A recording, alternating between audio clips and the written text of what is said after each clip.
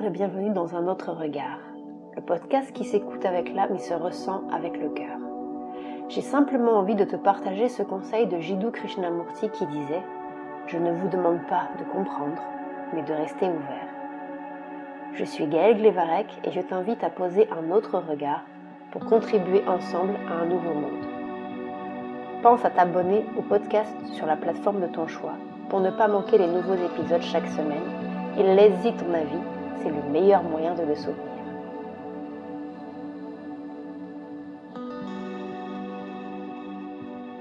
Alors aujourd'hui, je vais aborder un sujet qui est un peu, je dirais, délicat pour certains, qui l'a été aussi pour moi pendant assez longtemps, je dirais. J'ai envie de te parler de la médiumnité. Alors, je vais tout de suite mettre au clair quelle est ma définition de la médiumnité, en tout cas celle que j'en ai aujourd'hui. La médiumnité, pour moi, c'est un ensemble de capacités de perception et d'interaction au-delà des 5 sens. C'est-à-dire que c'est notre capacité à nous relier au subtil, à l'invisible. Évidemment, on va souvent penser à est-ce qu'on voit des esprits, est-ce qu'on arrive à communiquer avec eux. La médiumnité est souvent réduite à ça, alors que pour moi, c'est tellement plus vaste, parce qu'il peut y avoir tellement de manifestations, de perceptions, de sens qui se développent, qui captent. Ça peut être de la clairaudience, ça peut être de la clairvoyance, ça peut être de la clairsentience, etc., etc. Et pour moi, ça peut en plus évoluer au fur et à mesure de nos expériences de vie, au fur et à mesure de notre âge, de notre évolution, tout simplement. Donc du coup, la médiumnité n'est pas juste le médium spirit, comme je dirais, où on communique avec les âmes désincarnées. Pourquoi j'ai envie de parler de ce sujet ? Parce que, en fait, je me rends compte que quasiment toutes les personnes que j'ai accompagnées depuis plusieurs années maintenant ont à un moment donné abordé ce sujet, sans forcément mettre un mot, sans forcément mettre le mot médiumnité, mais en me partageant des incompréhensions, des ressentis un petit peu bizarres, qu'on peut cataloguer entre guillemets de bizarres, je dis bien entre guillemets. Des choses on a du mal à parler parce que on peut vite se cataloguer et nous cataloguer comme un peu illuminé, comme un peu fou, voilà. Donc on peut se poser vraiment beaucoup de questions par rapport à ça. Et c'est vrai que ça déstabilise, ça crée un conflit intérieur. Et puis des fois on peut en avoir peur parce qu'on ne le comprend pas. Des fois on peut en avoir honte. Et des fois on se sent un petit peu obligé de l'enfermer, de l'étouffer. Sauf si tu me suis depuis un moment, tu as bien compris que ce que je prône, c'est vraiment d'accueillir, de reconnaître, d'apprivoiser, d'aimer qui on est profondément, de s'accepter pour être de plus en plus en paix avec soi-même et donc avec l'extérieur, avec les autres, avec la vie en général. Donc c'est vrai que la médiumnité en fait partie. On parle de dons. Moi je vois beaucoup de posts ou d'articles ou même de commentaires où les gens disent voilà, moi j'ai un don de clairvoyance ou j'ai un don. Alors pour moi ça n'a rien à voir. Pour moi ce n'est pas un don en fait. Pour moi chaque personne peut développer sa médiumnité, et je parle bien de développer, peut développer ses capacités. Voilà, je parlerai plus de capacité plutôt que de don, parce que de développer ses sens, de développer sa perception, de développer ses ressentis, d'aller de plus en plus en connexion avec qui on est à l'intérieur, pour moi c'est accessible à tout le monde. Alors en effet, certains ont plus de facilité, certains ont un terrain, je dirais, une personnalité, un fonctionnement plus favorable que d'autres. Certains vont être beaucoup plus attirés par ces sujets que d'autres, etc. Mais ce n'est pas un don pour moi. C'est bien des capacités à connecter, à développer, à explorer. Du coup, j'aimerais te donner un petit peu mon avis et te dire pourquoi, selon moi, les hypersensibles sont plus à même de développer ces capacités médiumniques. Tout d'abord, c'est vrai qu'on a tendance à être beaucoup dans l'introspection. Et ça depuis peut-être notre plus tendre enfance. On est plutôt introverti. C'est vrai que 70% des hypersensibles sont introvertis. Donc on a un monde intérieur très riche. On a aussi un mental, un imaginaire, un sens de l'observation qui est très développé. Donc ça fait partie pour moi de ce terrain favorable, je dirais, au développement des capacités médiumniques. Et c'est vrai que depuis tout petit, on peut être attiré par des sujets où on peut avoir des questionnements, je dirais parfois très profonds sur le sens de la vie, sur la mort, sur voilà des choses peut-être un petit peu, sur des choses, ouais, je dirais profondes. Ensuite, un autre facteur qui fait qu'un hypersensible peut être un terrain plus favorable à développer des capacités médiumniques, c'est notre grande empathie. Voilà. Notre grande empathie fait qu'on se connecte plus facilement aux autres, mais aussi à ce qui nous entoure, à l'énergie, aux animaux, l'énergie d'une terre, l'énergie végétale, l'énergie animale, au céleste, etc., etc. Ensuite, on a aussi une grande intuition. Donc ça fait aussi partie de ce terrain entre guillemets favorable. Et puis on a ce sens de l'observation et puis cette profondeur dans l'analyse qui fait que on peut ressentir des choses effectivement subtiles. Et c'est vrai que je vois beaucoup de personnes souvent déstabilisées, souvent en questionnement, souvent en doute, et ne sachant pas quoi faire avec ce qu'elles ressentent, en se sentant envahies. Et pour moi, ça fait aussi partie de ce côté, je dirais, un peu éponge émotionnelle. Éponge émotionnelle, mais on peut dire éponge énergétique, on peut dire éponge même des mots physiques, etc. Et ça questionne, ça interpelle comment je peux me protéger, comment je peux me stabiliser, comment je peux me sentir plus ancrée, ne pas me laisser déborder par les énergies qui m'entourent, comment voilà. Et certains d'entre nous ont peut-être fermé aussi certaines capacités très tôt parce que ça a pu faire peur. Et puis il y a ce côté aussi très méconnu de l'invisible, avec des fois des idées complètement fantasmées et puis des choses qui sont, je dirais, bien réelles, même si on parle de l'invisible, mais par contre qu'il faut apprendre à comprendre pour se protéger, pour trouver son équilibre, pour trouver sa stabilité dans cette exploration, en tout cas. Et moi, je me suis posé beaucoup de questions aussi, parce que il y a des choses qui sont arrivées à moi, et c'est vrai qu'à un moment donné,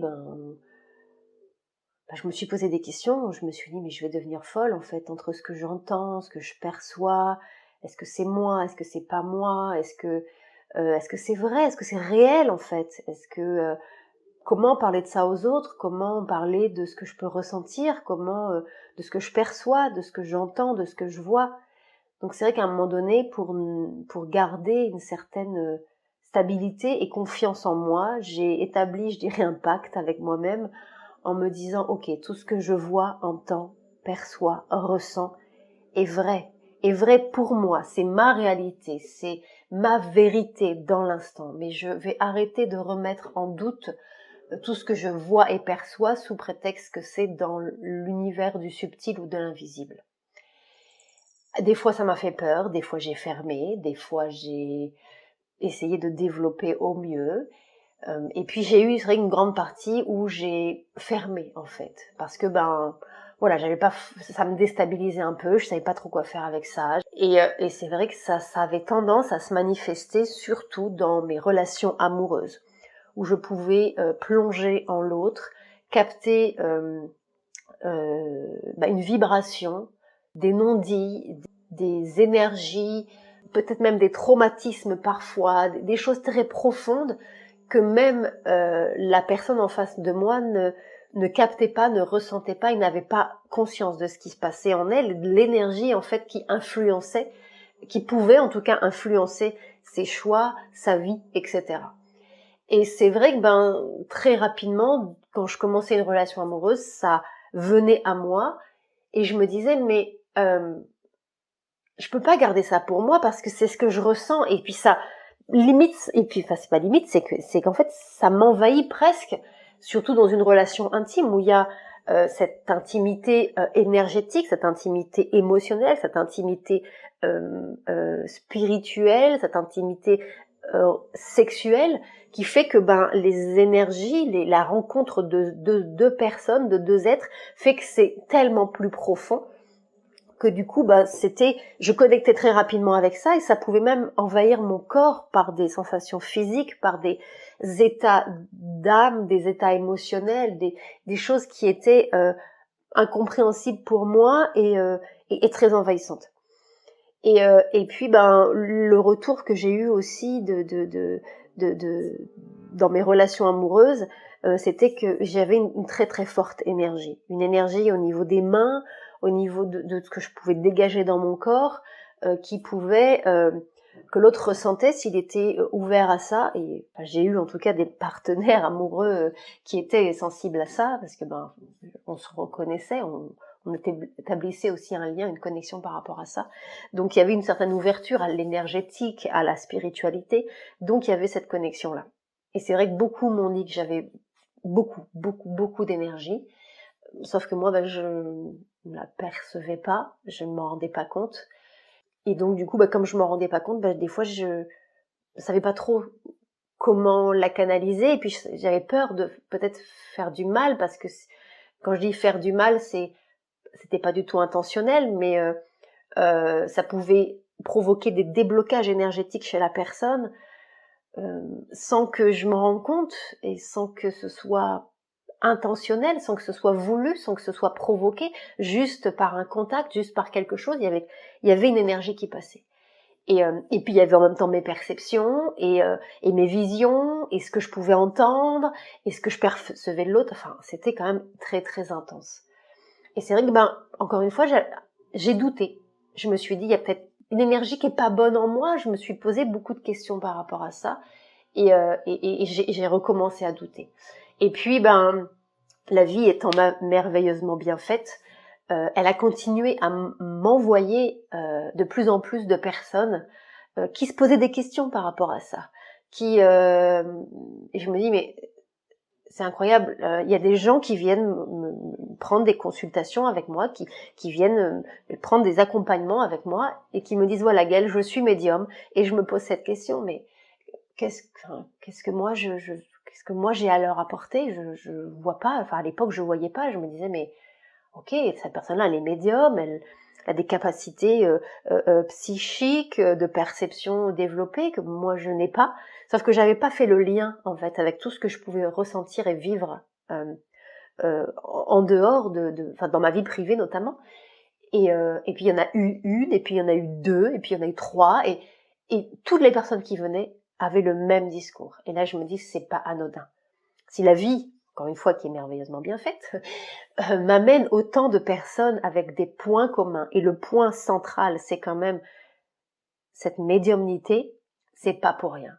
Donc j'ai pris un temps pour aller voir en fait, et me dire ok, et aller me questionner, et de voir comment mon corps, comment mes émotions, comment mon intuition commence à me parler à l'intérieur, au plus profond de moi. Est-ce que si moi je reconnais ces capacités médiumniques que j'ai déjà finalement, que j'avais déjà, si je les reconnais, si je les accepte, qu'est-ce que ça provoque en moi? En mettant bien sûr le syndrome de l'imposteur, en mettant de côté ce syndrome-là, en mettant de côté les doutes, en mettant de côté mes peurs. Ok, si je passe par-dessus tout ça, que l'ego met le blabla de l'ego, le blabla du mental qui vient de me raconter toute son histoire et que j'ai pas envie d'écouter, si je mets ça de côté, qu'est-ce que ça provoque en moi? Vraiment au plus profond de moi. Est-ce qu'il y a de la joie? Est-ce qu'il y a quelque chose qui s'allume? Est-ce qu'il y a quelque chose qui vibre? Ou est-ce que, au contraire, c'est encore de la peur qui est là? Est-ce que c'est encore des questionnements? Comment ça résonne en moi? Donc je suis allée voir, j'ai plongé en moi. Et je me suis posé ces questions-là et j'ai ressenti surtout. Et bien sûr, ça a vibré. Bien sûr, ça s'est allumé. Alors oui, il y a eu des doutes. Oui, il y a eu des questionnements, comment je vais faire, comment... Mais au bout d'un moment, le comment, il faut le mettre de côté et il faut y aller. Donc, j'ai décidé d'y aller. C'est de là en fait que sont nées les séances intuitives.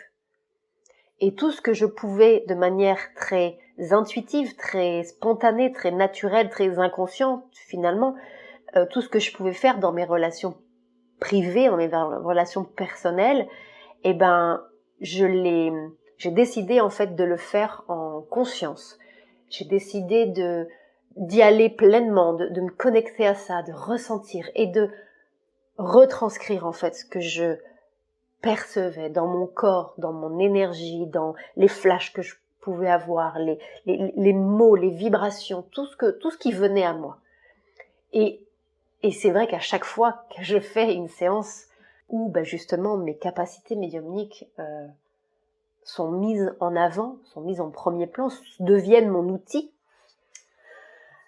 c'est à chaque fois un moment de découverte parce que ben, je me connecte à la structure énergétique, à la structure émotionnelle, à la structure corporelle, à l'âme de la personne, et c'est toujours un moment qui me demande beaucoup de lâcher prise parce que le mental ne peut pas intervenir.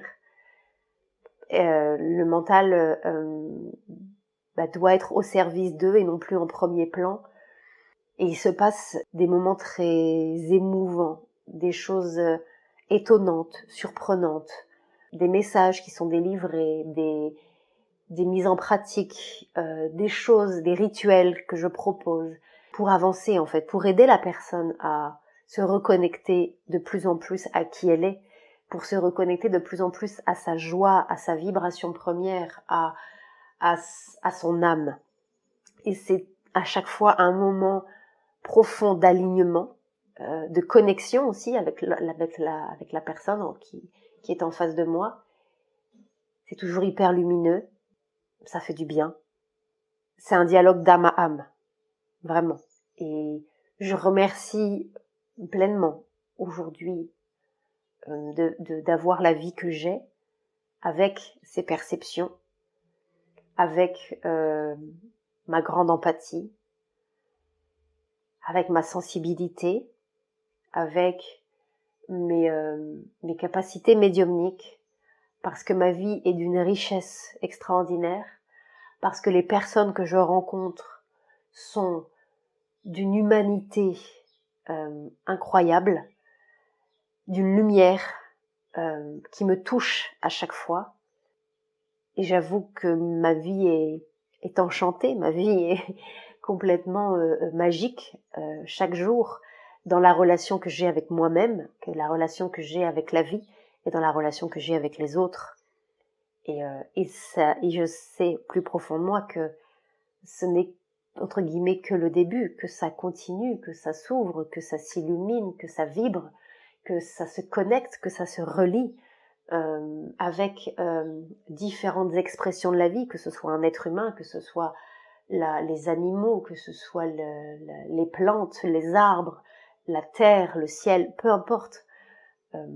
Mais c'est à chaque fois un moment de grande communion, de grande union, de grande reliance à cette énergie, à cette source de vie qui vibre en chacun de nous. Et ça, je remercie profondément, en fait, pour ça. Autre chose aussi que je voulais ajouter, c'est que maintenant, je me présente en tant que médium. Et ce qui me semblait complètement difficile, complètement bizarre ou inapproprié, ou je me sentais pas à la hauteur, c'est devenu tellement facile en fait de le dire. Et oui, alors les gens me disent est-ce que tu vois des esprits, est-ce que tu vois non, mais la médiumnité elle est propre à chacun et elle se manifeste d'un moment à un autre de façon aussi différente suivant notre évolution de vie. Donc j'avais envie de te parler de ce sujet qui peut être pour certains douloureux, qui peut attirer la curiosité, qui peut être des fois moqué, qui peut être souvent incompris. On peut souvent faire des amalgames. Mais j'avais vraiment envie de te partager mon expérience et te donner un éclairage par rapport au fait de découvrir et de vivre sa médiumnité. Merci beaucoup d'avoir écouté ce podcast. Si tu cherches de la clarté pour être plus aligné et relié à ton cœur, je t'aide à le faire dans mes séances intuitives. Tu trouveras toutes les informations en description de ce podcast ou directement sur sereinehypersensibilité.com/séance. Je t'embrasse, je te souhaite une belle et agréable journée. Sois doux avec toi et à très vite.